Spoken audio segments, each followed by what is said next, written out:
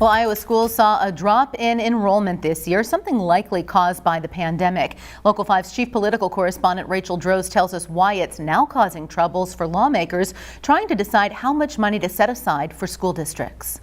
A drop in student enrollment typically means a drop in state funding, but this year that may not be the case. According to the Iowa Department of Education, public school enrollment is down by about 6,000 kids, but the state anticipates many of those kids will be back once the pandemic ends. So lawmakers are working on a temporary budget fix so schools aren't shortchanged when enrollment increases. When we're putting together our school funding budget for the year, it's going to be more difficult, but it's something that we will take into account and hopefully give some options to schools. Something lawmakers are considering is the ability for schools to pick if the state uses last year's enrollment numbers or this year's. We need to hold districts harmless. They shouldn't be punished because families chose to pull their kids out or keep their kindergartners home for another year or do something else for this year. The governor released her budget proposal this month. She's asking lawmakers to increase state funding for schools by $27 million next year and $143 million the year after that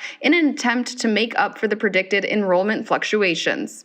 Rachel Droz, Local 5 News, We Are Iowa.